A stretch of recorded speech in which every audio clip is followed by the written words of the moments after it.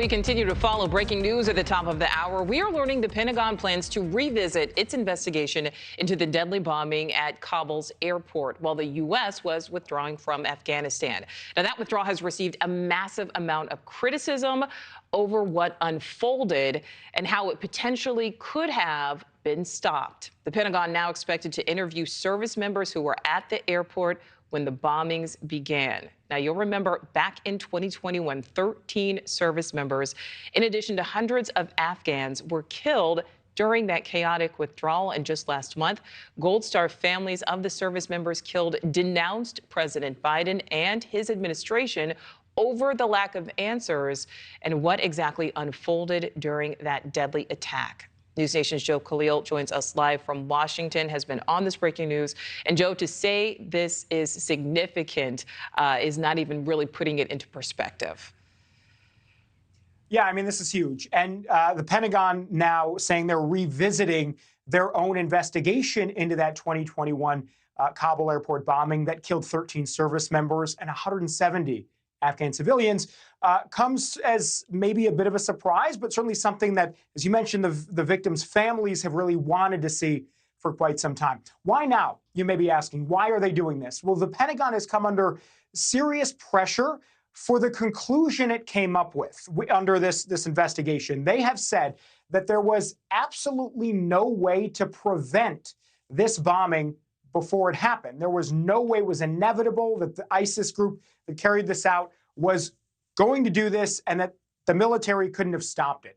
Well, we push back here at NewsNation on that conclusion. We're not questioning the Pentagon's narrative, just that conclusion. And the reason is because we've come across documents here at NewsNation. We reported this a few weeks back that showed interviews with people on the ground. And what we learned from those interviews was American intelligence knew a whole lot about the ISIS group that pulled this attack off before they did it. The military knew exactly where they were. They were at a hotel about 2 to 3 kilometers west of the airport. And we also learned that multiple occasions, American intelligence asked for airstrikes from the U.S. military days before on that specific ISIS cell. That request was denied. And then commanders on the ground asked the Taliban to attack that specific ISIS cell at that hotel. And the Taliban also refused to do it. So there were seemingly multiple opportunities to attack this group that bombed the airport eventually, days before they did it. We also found out here at NewsNation through our investigation that intelligence on the ground called it not just the day, but almost to the hour that that attack was going to happen. So again, there was plenty of intelligence that pointed to this attack happening exactly when it happened.